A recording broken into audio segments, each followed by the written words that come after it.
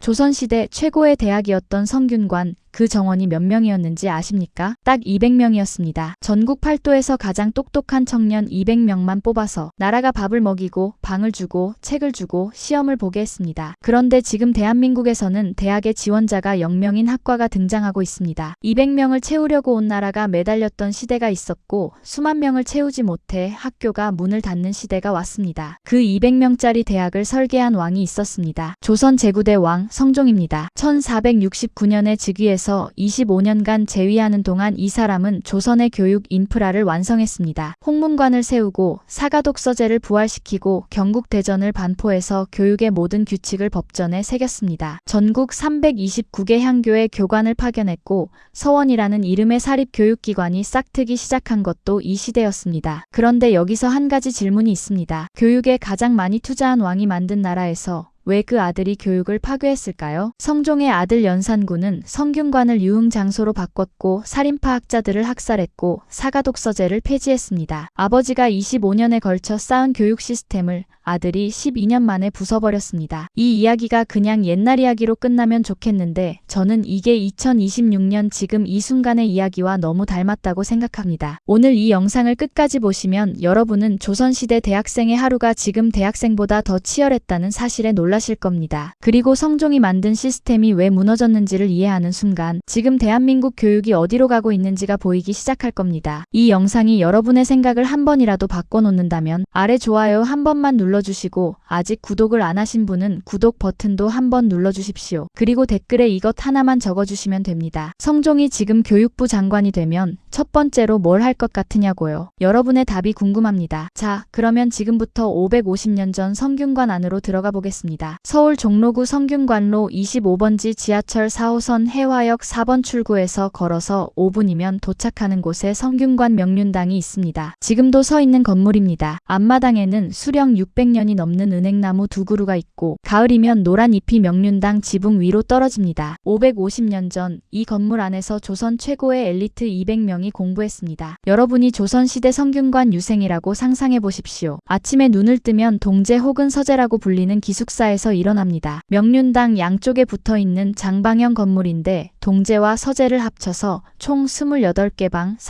48칸이었습니다. 200명이 48칸에서 살았으니까 한 칸에 4-5명이 함께 잤다는 뜻입니다. 지금 대학교 기숙사 2인실도 좁다고 불평하는 시대에 조선의 대학생은 한 칸에 5명이 누워서 잤습니다. 일어나면 가장 먼저 할 일이 있습니다. 식당에 가서 서명을 하는 겁니다. 이것을 원점이라고 불렀습니다. 아침에 한 번, 저녁에 한 번 하루에 2번 식당에 들어가서 이름을 쓰면 원점 1점이 찍혔습니다. 그리고 이 원점이 300점이 되어야 과거 시험 그 중에서도 성균관 유생 전용 시험인 관시에 응시할 수 있었습니다. 300점이라는 숫자를 한번 계산해 보겠습니다. 하루에 1점이니까 300점을 채우려면 최소 300일이 필요합니다. 주말도 없고 명절도 거의 쉬지 않는다고 해도 꼬박 10개월입니다. 아침 저녁으로 빠지지 않고 식당에 가서 서명을 해야 합니다. 한 번이라도 빠지면 그날은 0점입니다. 여러분이 성균관 유생이었다면 300점을 채울 수 있었을까요? 요즘 대학교에서 출석 체크 한두 번 빠지는 건 흔한 일인데 조선시대에는 출석 자체가 시험을 볼 자격이었습니다. 출석이 곧 자격이었다는 것, 이게 단순한 제도가 아니라 철학이었다고 저는 생각합니다. 성균관의 원점제가 말하는 것은 이런 겁니다. 네가 아무리 머리가 좋아도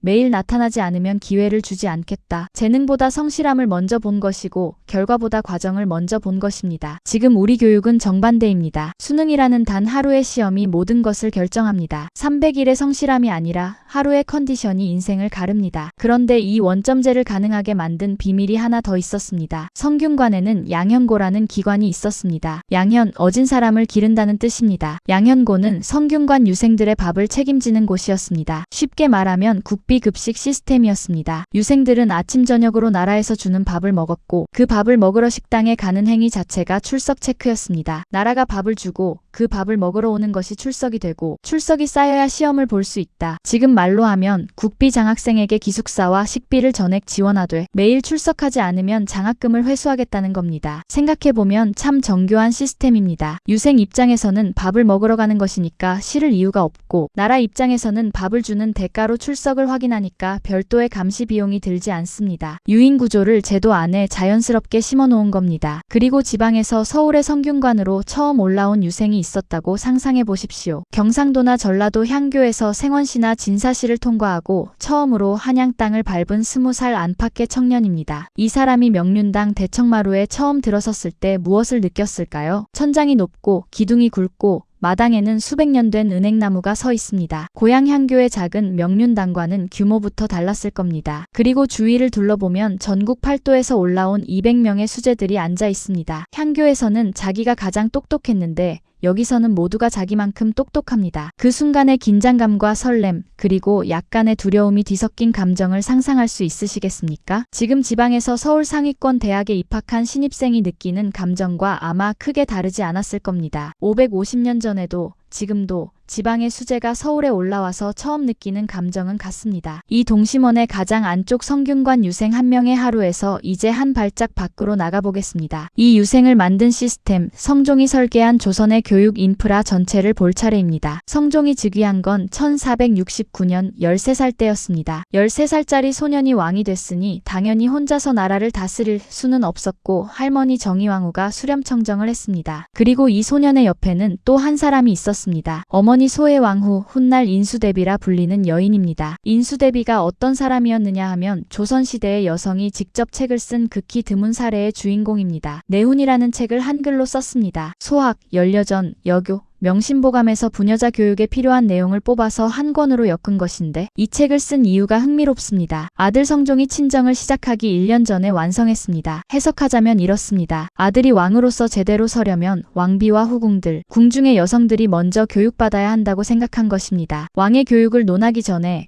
왕을 둘러싼 환경의 교육을 먼저 설계한 겁니다. 이런 어머니 밑에서 자란 성종이 교육에 집착한 것은 어쩌면 당연한 일이었는지도 모릅니다. 성종이 가장 먼저 한 일 중 하나는 홍문관 설치였습니다. 1478년 성종 9년의 일입니다. 여기서 많은 분들이 오해하시는 게 하나 있습니다. 홍문관이 세종 때 집현전을 그대로 되살린 거라고 생각하시는 분들이 계신데 엄밀히 말하면 다릅니다. 집현전은 세조가 단종을 몰아내고 왕위를 찬탈한 뒤에 혁파해버렸습니다. 집현전 학자들이 단종 복위 운동에 가담했기 때문입니다. 그 뒤로 집현전의 기능 일부가 예문관으로 넘어갔는데 예문관은 본래 왕의 문서를 작성하는 곳이었지 학술 연구기관은 아니었습니다. 성종은 이것을 분리했습니다. 문서 작성은 예문관에 남기고 학술 연구와 왕에 대한 경연, 그리고 정책 자문 기능을 따로 떼어내서 홍문관이라는 독립기관을 만든 겁니다. 한 줄로 정리하면 이렇습니다. 집현전이 왕의 도서관이었다면 홍문관은 왕의 싱크탱크였습니다. 그리고 여기서 성종은 한 발 더 나아갑니다. 사가독서제를 부활시킨 겁니다. 사가독서제란 젊고 유능한 문신을 선발해서 관직 업무를 면제해주고 오직 독서와 학문 연구에만 집중하게 하는 제도입니다. 지금으로 치면 30대 초반의 유능한 공무원을 뽑아서 연봉은 그대로 주면서 1년간 유급 독서 휴가를 주는 겁니다. 이게 가능했던 나라가 550년 전에 있었습니다. 세종 때 처음 만들어졌던 이 제도를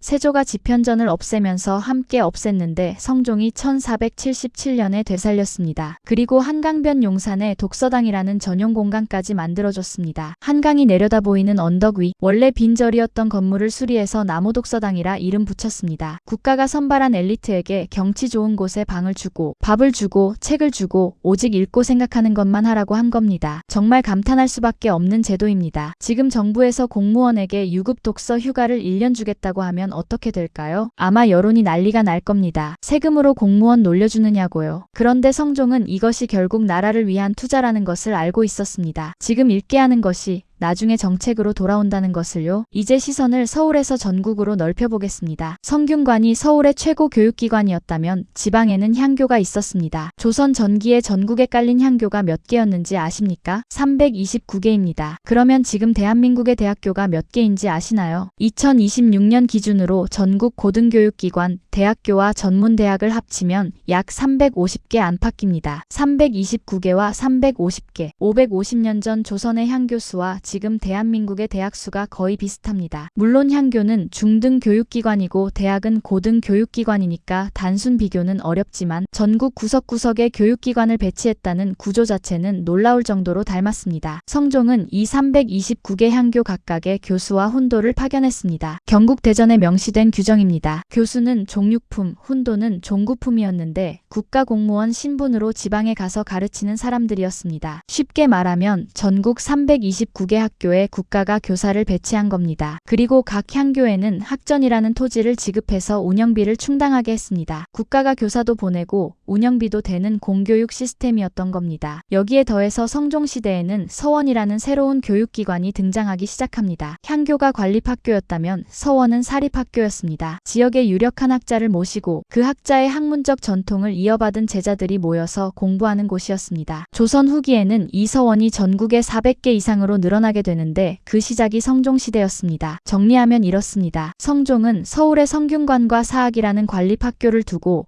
홍문관이라는 연구기관을 만들고 사가독서제라는 엘리트 양성 프로그램을 돌리고 전국 329개 향교에 교관과 운영비를 보내고 서원이라는 사립교육의 싹을 허용했습니다. 그리고 이 모든 것을 경국대전이라는 법전에 새겨서 왕이 바뀌어도 시스템이 유지되도록 만들었습니다. 이 설계의 규모와 정교함은 솔직히 놀랍습니다. 550년 전에 이 정도의 교육 인프라를 설계한 나라가 동아시아에 몇이나 있었겠습니까? 그런데 문제가 있었습니다. 이 완벽해 보이는 시스템에 균열이 생기기 시작한 건 성종 자신의 사생활에서였습니다. 성종이 만든 시스템이 완벽했다면 연산군은 왜 나온 겁니까? 성종에게는 계비 윤씨라는 왕비가 있었습니다. 본래 왕비였던 공해왕후가 일찍 세상을 떠난 뒤 새로 들인 왕비였는데 이 윤씨가 성종과 갈등을 빚기 시작합니다. 질투가 심했다는 기록이 있고 성종의 얼굴에 손톱 자국을 남겼다는 기록도 있습니다. 결국 1479년 성종 10년에 윤씨는 폐비됩니다. 그리고 그 이듬해 인수대비와 대신들의 동해 아래 사약을 받아 죽습니다. 이 폐비 윤씨에게 아들이 하나 있었습니다. 연산군입니다. 성종은 아들에게 어머니의 죽음을 숨겼습니다. 연산군은 왕세자로서 최고 수준의 교육을 받으며 자랐고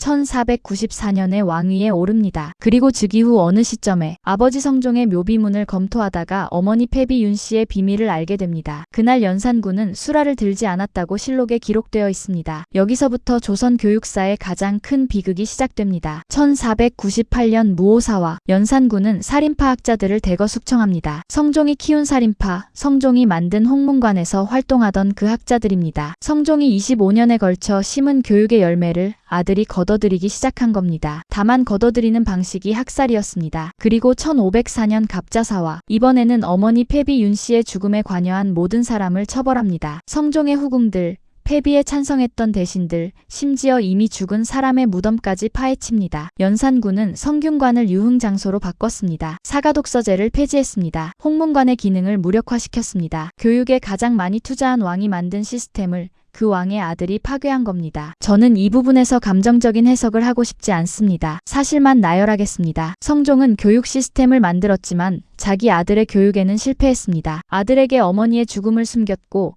그 비밀이 폭발했을 때 시스템 전체가 흔들렸습니다. 제도가 아무리 정교해도 그 제도를 운영하는 사람의 결함까지는 막을 수 없었습니다. 그리고 여기서 한 가지 더 무서운 사실이 있습니다. 성종이 만든 교육 시스템, 그 시스템이 길러낸 엘리트 살인파가 결국 연산군에 의해 학살당했습니다. 교육이 만든 사람이 교육을 파괴한 사람에게 죽임을 당한 겁니다. 교육은 그 자체로 자기 방어 능력이 없다는 것을 보여주는 장면입니다. 아무리 좋은 학교를 세우고 아무리 많은 인재를 길러도 권력이 교육을 무시하기로 결심하면 교육은 속수무책입니다. 이 교훈이 550년 전의 이야기로만 끝나면 좋겠는데 지금 이 순간 대한민국의 교실에서도 비슷한 일이 벌어지고 있습니다. 2026년 올해 초등학교 1학년이 30만 명이 안 된다는 건 교실에서 무슨 일이 벌어지고 있다는 걸까요? 교육부가 공개한 자료에 따르면 2026년 전국 초등학교 1학년 예상 인원은 29만 8,178명입니다. 사상 처음으로 30만 명 선이 무너졌습니다. 이 숫자를 체감할 수 있게 바꿔보겠습니다. 초등학교 한 학급이 보통 25명이라고 하면 전국에서 약 800개 학급이 통째로 사라진 것과 같습니다. 800개 학급이면 학교 하나당 3개 학급으로 치면 학교 267개가 1학년 없이 운영된다는 뜻입니다. 초중고 전체로 보면 더 심각합니다. 2025년에 501만 5,310명이었던 전국 초중고 학생 수가 2026년에는 483만 6,890명으로 줄어들며 500만 명 선이 무너집니다. 2031년이 되면 중학생 수는 106만 명대로 떨어져서 지금보다 30만 명 이상 줄어듭니다. 이 숫자들이 향하는 곳은 하나입니다. 대학입니다. 2026년 수시 모집에서 경쟁률 3대 1 이하인 대학이 속출하고 있습니다. 지원자가 0명인 학과가 등장했습니다. 25년간 문을 닫은 대학이 20곳인데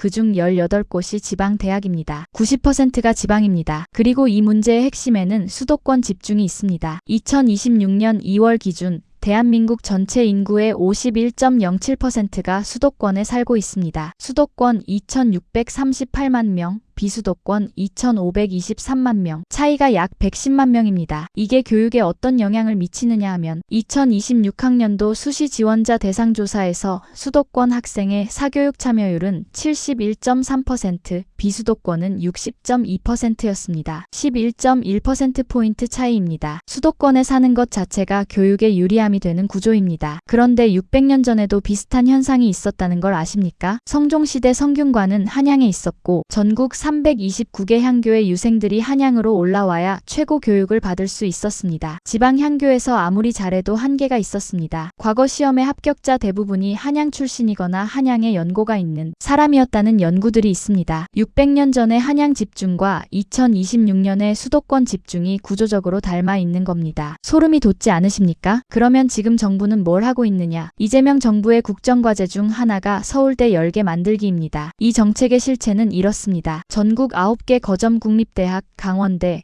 경상국립대, 경북대, 부산대, 전남대, 전북대, 제주대, 충남대, 충북대 중에서 3곳을 선정해서 교당 약 1,000억 원을 집중 투자하고 나머지 6곳에는 각 300억 원씩 지원합니다. 선정된 3곳에는 브랜드 단과대학이라는 것을 만드는데 모빌리티대, 신재생에너지대 같은 지역 전략산업과 연계된 특화대학입니다. 여기에 AI 거점대학 사업까지 패키지로 붙입니다. 2026년 4월 15일에 교육부가 이 방안을 발표했습니다. 이 소식을 접했을 때 저는 문득 이런 생각이 들었습니다. 성종이 이걸 봤다면 어떤 반응을 보였을까? 전국 329개 향교를 운영하면서 그중 3곳에만 돈을 몰아주겠다는 발상을 성종이 이해했을까요? 아마 이해하지 못했을 겁니다. 성종의 방식은 달랐으니까요. 329개 전부에 교관을 보내고 329개 전부에 학전을 지급한 사람이 성종이었습니다. 물론 시대가 다릅니다. 329개 향교 각각의 규모는 지금 대학과 비교할 수 없을 만큼 작았고 교육의 내용도 유교 경전 중심이라 단순했습니다. 하지만 전국에 균등하게 까겠다는 의지만큼은 분명했습니다. 지금은 반대입니다. 3곳에 집중하고 나머지는 각자 알아서 하라는 구조입니다. EBS가 2026년 새해에 실시한 여론조사에서 국민이 꼽은 교육정책 최우선 과제 1위가 교육격차 해소를 위한 공교육 강화였습니다. 35.9%가 이것을 선택했습니다. 국민은 격차 해소를 원하고 정부는 집중 투자를 하고 있습니다. 이 간극이 550년 전과 지금을 가르는 차이일 수도 있습니다. 성종은 지방에 329개 학교를 깔았는데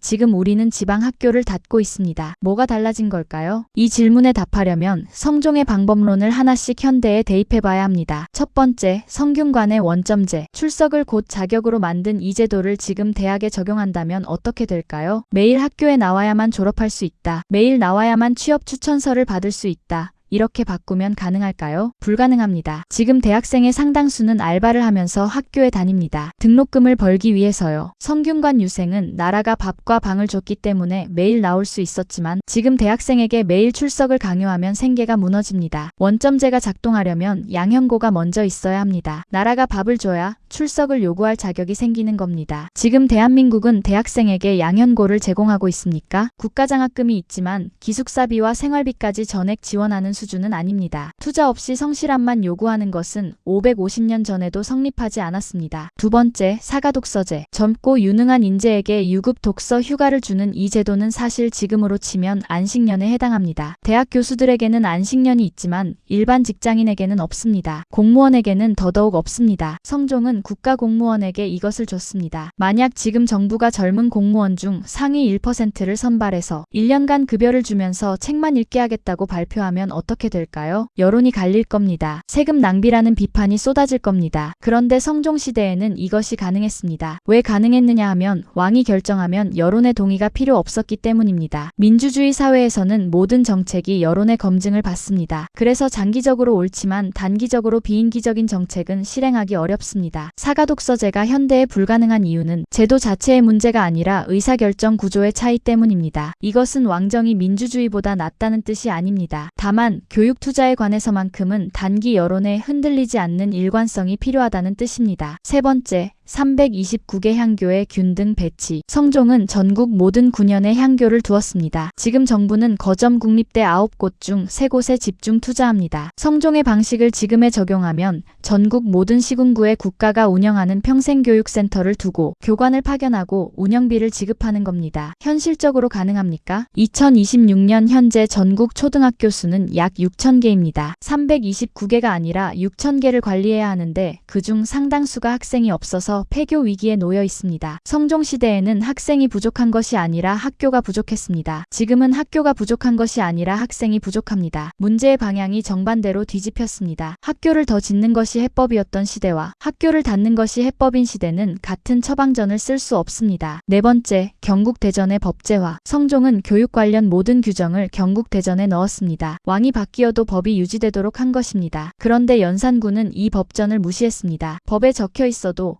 왕이 무시하기로 결심하면 법은 무력해졌습니다. 지금도 마찬가지입니다. 교육 관련 법률이 아무리 잘 만들어져 있어도 정권이 바뀔 때마다 교육 정책이 바뀝니다. 입시 제도만 해도 지난 20년간 몇 번이나 바뀌었는지 셀 수 없을 정도입니다. 법이 있어도 정책이 흔들리는 것은 550년 전이나 지금이나 같습니다. 경국대전도 연산군을 막지 못했고 교육기본법도 정권 교체를 막지 못합니다. 그러면 답이 없는 걸까요? 저는 여기서 성종의 교육 설계가 가진 진짜 의미를 이야기하고 싶습니다. 성종이 만든 시스템은 완벽하지 않았습니다. 아들 연산군에 의해 무너졌으니까요. 하지만 무너진 뒤에 어떤 일이 벌어졌는지를 보십시오. 1506년 연산군이 쫓겨나고 중종이 즉위합니다. 중종은 가장 먼저 무엇을 했습니까? 사가독서제를 부활시켰습니다. 독서당을 다시 열었습니다. 성균관을 원래대로 복원했습니다. 왜 가능했느냐 하면 성종이 만든 시스템의 기억이 사람들 안에 남아있었기 때문입니다. 법전은 왕이 무시할 수 있지만 사람들이 경험한 교육의 기억은 왕도 지울 수 없었습니다. 329개 향교에서 공부한 유생들의 기억, 성균관에서 300점을 채우며 공부한 사람들의 기억, 독서당에서 한강을 바라보며 책을 읽은 사람들의 기억이 남아있었기 때문에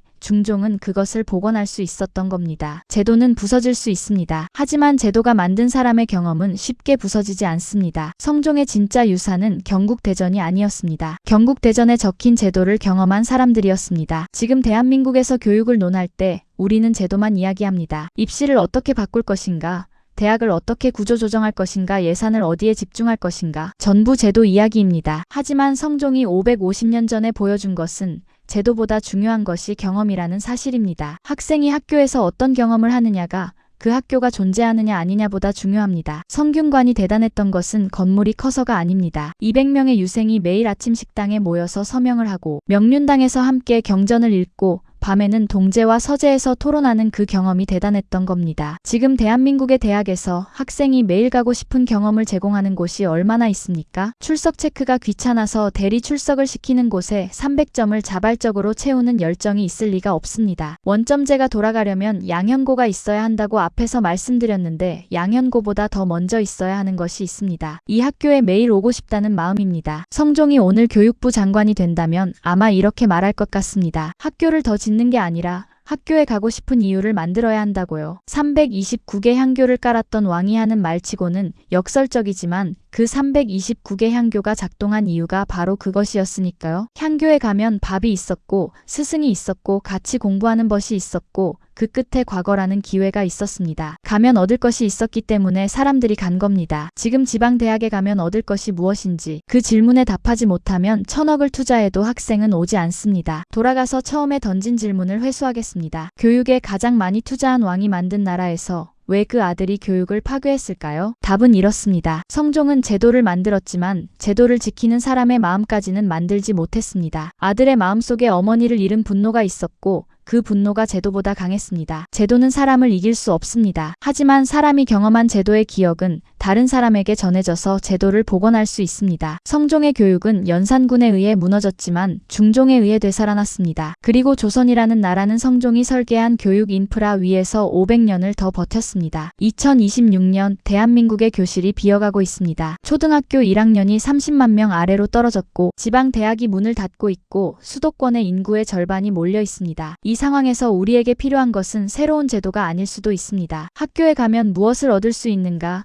라는 질문에 대한 답이 필요한 것일 수도 있습니다. 성종은 그 답을 가지고 있었습니다. 밥과 방과 책과 스승과 벗, 그리고 그 끝에 있는 기회. 550년이 지났지만 교육의 본질은 바뀌지 않았습니다. 사람이 배우고 싶어지는 이유를 만들어주는 것. 그것이 성종이 했던 일이고 지금 우리가 해야 할 일입니다. 600년 뒤의 교실은 어떤 모습일까요? 그건 아무도 모릅니다. 다만 한 가지, 그 교실에도 사람이 앉아 있으려면 그 교실에 가고 싶은 이유가 있어야 한다는 것만큼은 확실합니다. 성균관 명륜당 앞 은행나무는 600년 동안 같은 자리에 서 있습니다. 그 나무 아래를 지나간 사람은 수만 명이 바뀌었지만 나무는 여전히 거기 있습니다. 교육도 그래야 하지 않겠습니까? 사람은 바뀌어도 배움의 자리는 남아 있어야 합니다. 오늘 영상은 여기서 마치겠습니다.